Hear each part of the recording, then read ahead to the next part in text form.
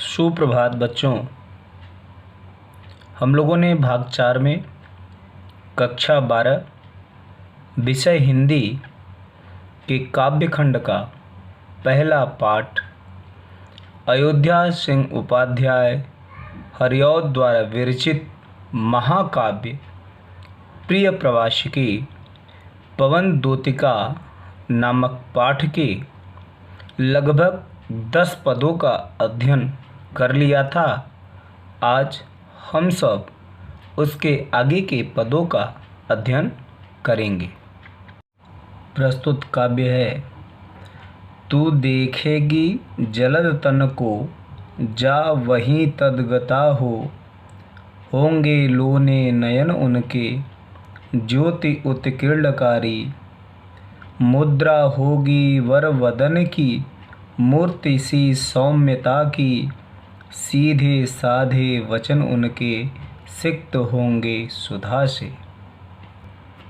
प्रस्तुत काव्यांश में श्री कृष्ण की आकर्षक छवि का मनोमुग्धकारी वर्णन किया गया है। इसमें राधिका पवन दूतिका को मथुरा में स्थित अपने प्राण प्यारे श्री कृष्ण की पहचान बताते हुए कहती है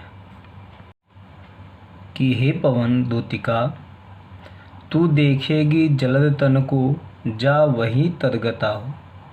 वहीं का तात्पर्य है मथुरा के वातावरण में। तदगता का अर्थ है स्वयं को ढालकर, स्वयं को ढालकर। जलद तन बादल के समान श्याम वर्ण वाले श्री कृष्ण को, तू का अर्थ है पवन दूतिका, देखेगी अर्थात देखना। लोने नयन उनके, उनके का तात्पर्य यहाँ श्री कृष्ण के लिए है।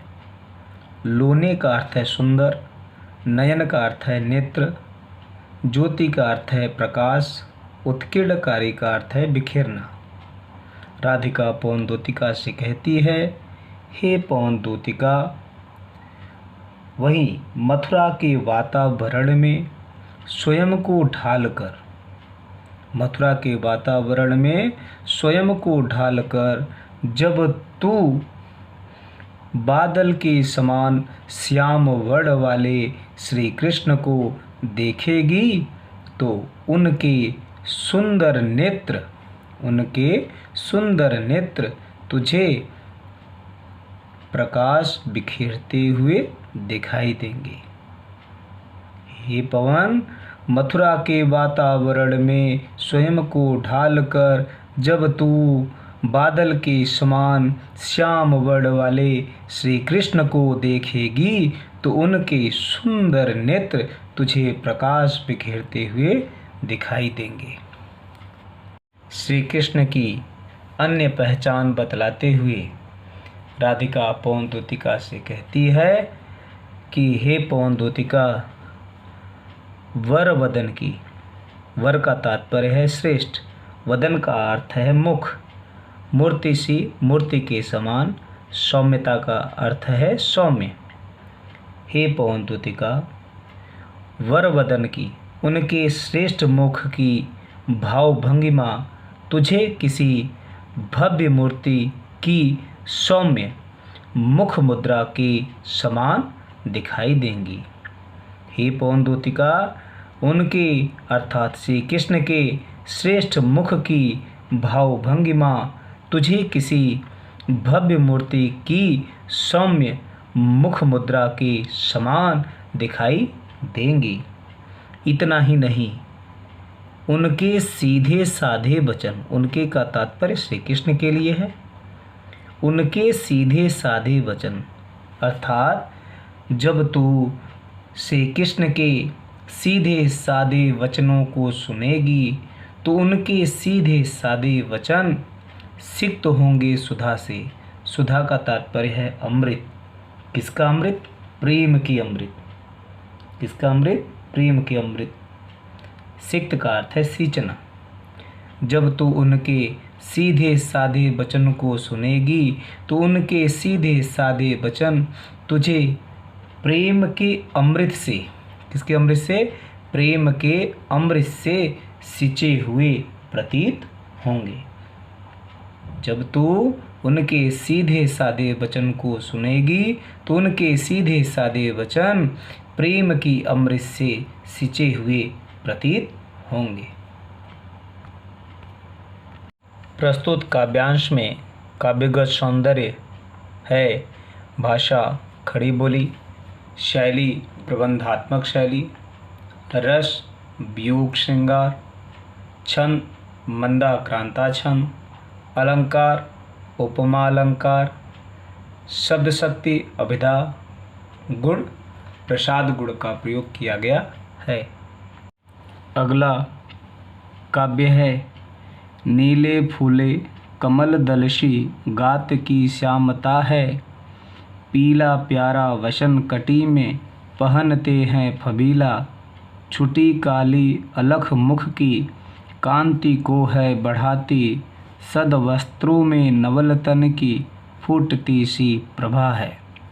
प्रस्तुत काव्यांश में राधा श्री कृष्ण की पहचान बतलाते हुए पवन दूतिका से कहती है, हे पवन दूतिका, नीले फूले, नीले का अर्थ है नीले रंग के, फूले का अर्थ है खिले हुए, कमल, कमल के पुष्पों के, दल अर्थात समूह, सी का अर्थ है समान, नीले रंग के खिले हुए कमल पुष्पों के समूह के समान, गात अर्थात श्री कृष्ण के शरीर की, श्यामता अर्थात श्यामल छवि है। हे पवन, नीले रंग के खिले हुए कमल पुष्पों के समूह के समान श्री कृष्ण के शरीर की श्यामल छवि है। और श्री कृष्ण पीला प्यारा वसन कटी में पहनते हैं फबीला, और श्री कृष्ण फबीला अर्थात अत्यंत सुंदर लगने वाले पीले रंग के सुंदर वसन अर्थात वस्त्र को कटी में अर्थात कमर में पहनते हैं, धारण किए रहते हैं। और श्री कृष्ण अपने शरीर पर अत्यंत सुंदर लगने वाले पीले रंग के सुंदर वस्त्र को कमर में धारण किए रहते हैं।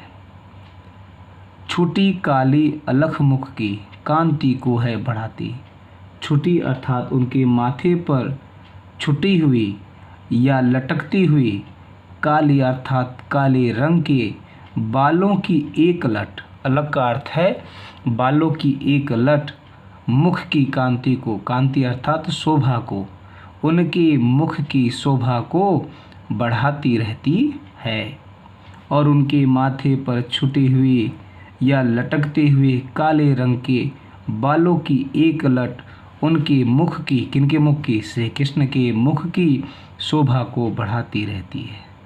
तथा सद वस्त्रों में, उनकी सुंदर वस्त्रों से नवल तन की, नवीन शरीर की प्रभा अर्थात कांति फूटती अर्थात उत्कीर्ण होकर वहाँ के वातावरण को मनोरम बना रही होगी। प्रस्तुत काव्यांश में काव्यगत सौंदर्य, भाषा खड़ी बोली, शैली प्रबंधात्मक शैली, रस वियोग श्रृंगार, छंद मंदाक्रांता छंद, अलंकार उपमा अलंकार, शब्द शक्ति अभिधा, गुण प्रसाद गुण का प्रयोग किया गया है।